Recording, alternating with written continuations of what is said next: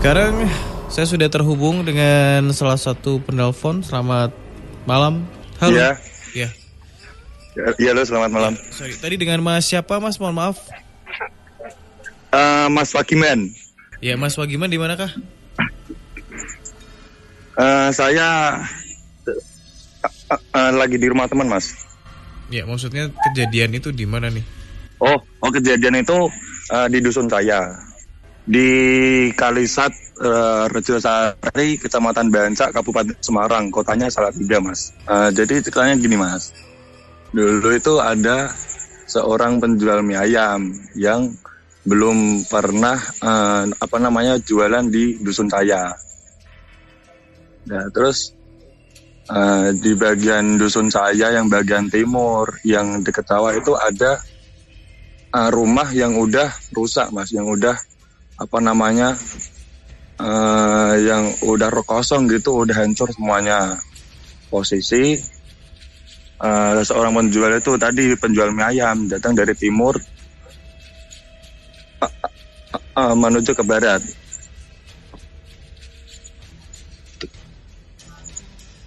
Terus pas sampai ke rumah itu tadi, itu langsung dilambe-lambe sama cewek katanya, Mas. Dan yang dilihat sama penjual mie ayam itu tadi, rumah yang di situ tadi itu katanya bagus, ya megah gitu lah, Mas. Ya dilambe-lambe sama cewek gitu, Mas, suruh berhenti mau beli.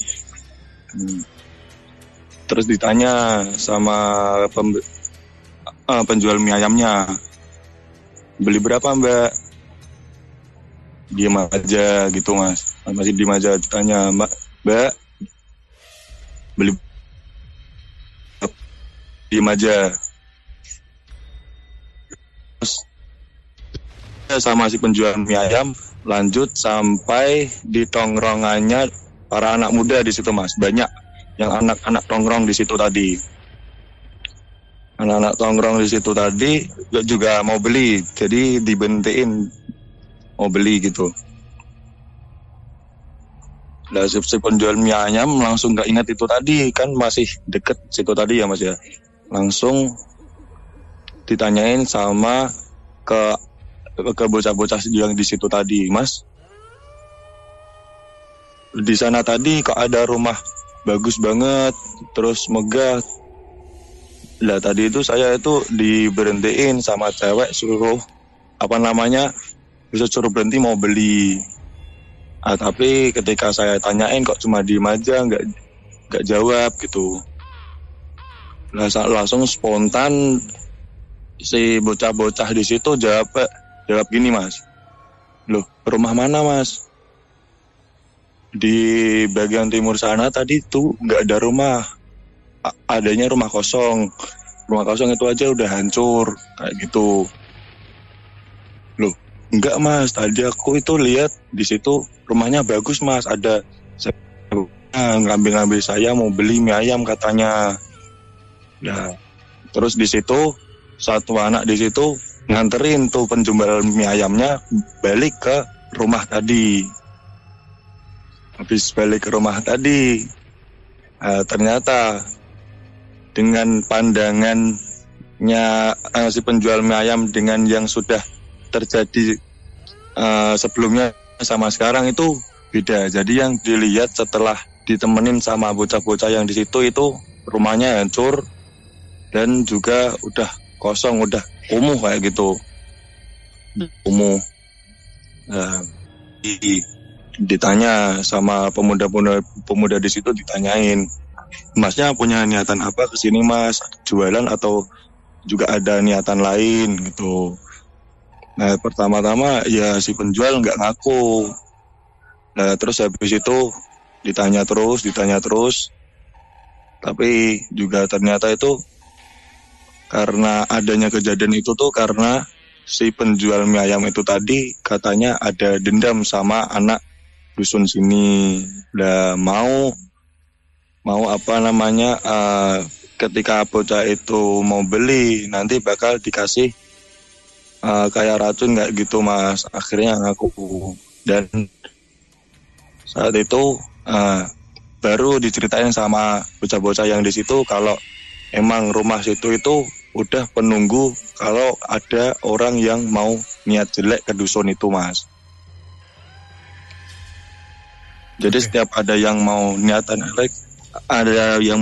jelek ke dusun kita itu, di situ sudah ada menunggu. Jadi ada 3 pohon itu, satu pohon yang bagian paling timur itu ada genderuwonya, yang tengah kuntilanak, dan yang paling barat itu rombongan pocong ada di situ, Mas. Jadi sudah di dekat rumah banyak penunggunya. Ini menarik sih, maksudnya tadi jujur waktu dengerin itu kayak sempet sedikit ada kayak wah klise nih ceritanya, pasti ujungnya bakal seperti ini gitu. Penjual terus di order sama apa ya, makhluk astral gitu doang. Tapi ternyata apa ya, tebakan itu meleset jauh, bahkan kayak wow bisa gini ya gitu ya. Artinya kayak itu rumah kosong itu malah jadi apa ya, bisa dibilang kayak yang jagain dusun itu ya, Mas. Iya, jadi udah ya jadi. Tapi emang itu kayak siapa sih rumahnya? Ya udah sih? Emang dikasih. Kalau saya kan emang dulu itu pendatang dari Semarang, Mas. Yang dulu yang hidup di dusun situ itu kakek saya. Jadi keluarga saya itu ngikut kembali ke kakek ke kampung itu tadi.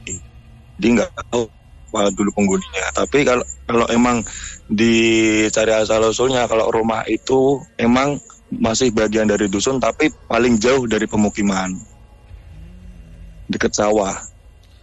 Terus kenapa tiba-tiba bisa nanyain ke dia kayak ada niat apa sebenarnya gitu?